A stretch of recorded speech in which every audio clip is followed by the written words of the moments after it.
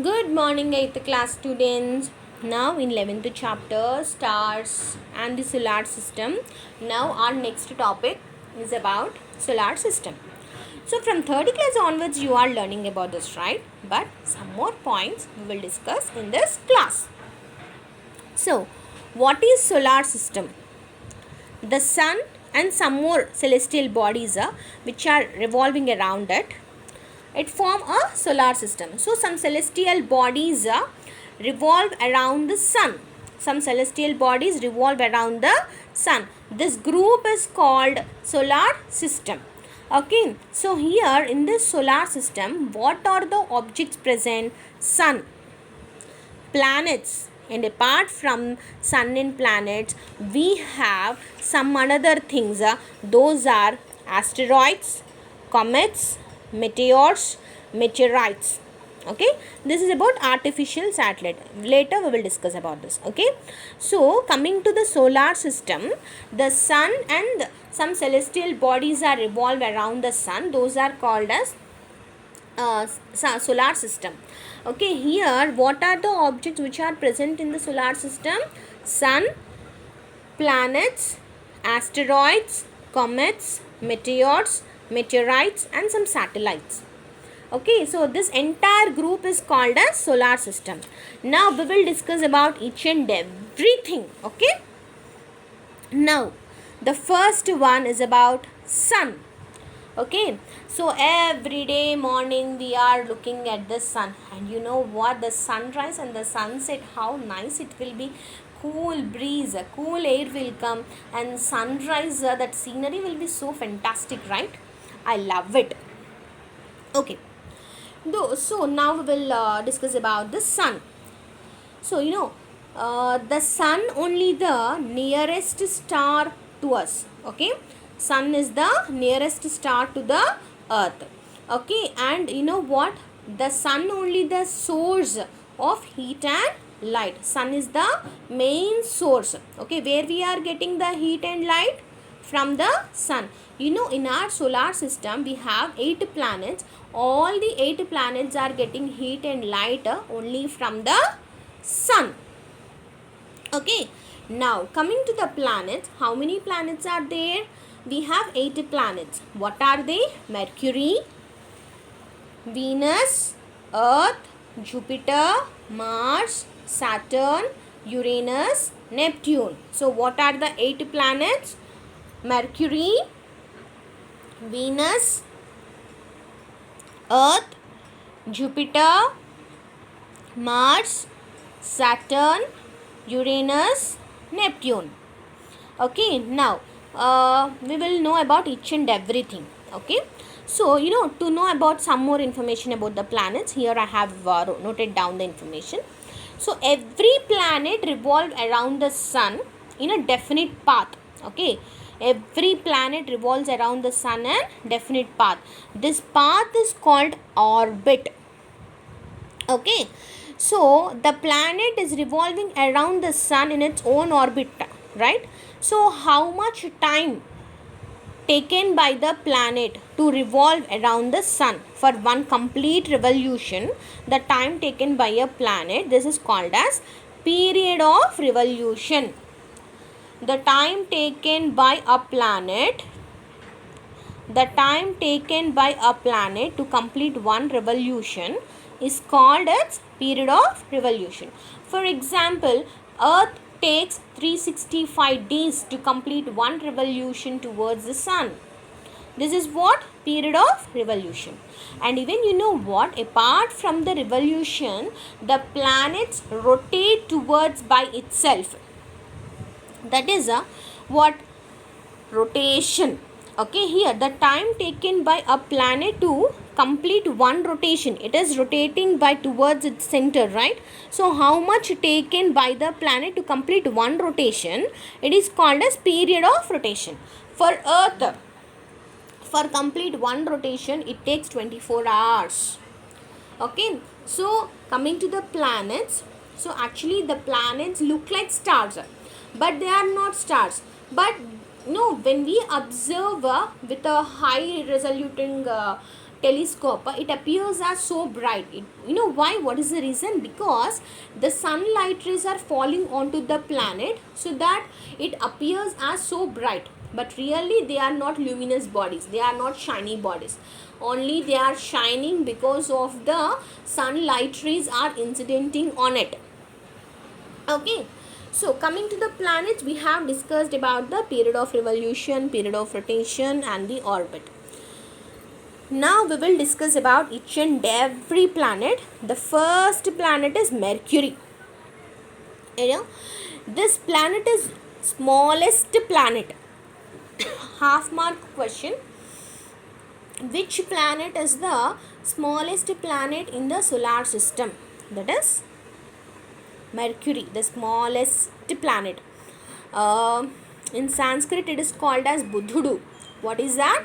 Budhudu. You know, the Mercury was very close to the sun, so that even, you know, when you observe with a high resolutive telescope, you cannot observe, because you know what, it is very close to the sun, right? The sun is so glacier part, it is very high luminous part, so we cannot find, it is very difficult to observe the Mercury, because as most of the time it is hidden in the glare of the sun. Okay, the sun glazing covering the Mercury. But when sun rising or sun sets, at that time the sun glazing will be less, right? So at that time you can observe the Mercury. You know, we have satellites also. You know what is meant by satellite? Satellite is nothing but some celestial bodies are revolving around the planets. Some celestial bodies are revolving around the planets. Those planets are called, those objects are called satellites. One celestial body is revolving around another celestial body, then it is called as satellite. You know what? For Earth, what is the natural satellite? That is Earth, that is Moon. What is the natural satellite for the Earth? It is Moon. Okay, so a celestial body revolves around another celestial body, then it is called as satellite. For Mercury, there is no satellite. Okay, now the second one, Venus. You know what? This Venus is called morning or evening star. It means that in the morning sunrising time or sunsets time, you can observe the Venus. You know what, I have really, guys, I have observed the Venus planet in my childhood onwards several times, mostly 8 to 9 times I have seen this. You know, this is what, brightest planet, very brightest planet, and very close to the sun also, and sorry, very close to the Earth also, our neighboring planet. This is Venus. We have one proverb in English, right? What is that? Sun rises in the east, sun sets in the west, right? But in Venus, sun rises in the west, sets in the east. This is what reverse to our Earth. Okay, why? You know, all the planets revolve around west to east. That's why the sun is rising in the east. But coming to the Venus planet is revolving in the direction of east to west. That is the reason the sun rises in the west for Venus planet. Okay, it is also called as morning star or evening star. It is the brightest planet in the solar system. Okay, and it is also not having any satellites. Next, the third planet is about Earth. You know very well about the Earth. You know, the Earth is the only planet in the solar system on which life is known to exist. So life can be exist in the Earth only, not any other planet. Why? Why life can be exist only on the Earth? Why not be in others?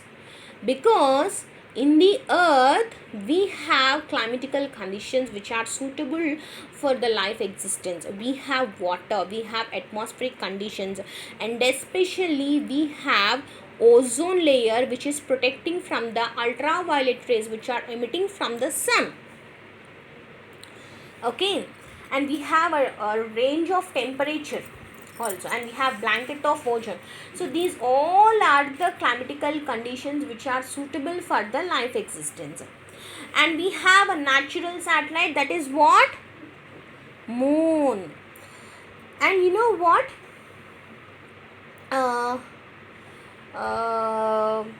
when we send a satellite onto the moon, we have observed the moon. Okay, when we observe the earth from the space, it appears as bluish green. You know why it is appears as bluish green, you people tell me? Because of water. Because of water it is appears as blue, and because of the land, green plants will be over there, right? That's why green. So when we observe the earth from the space, the earth appears as bluish green color. Okay, and the earth has only the moon as a satellite.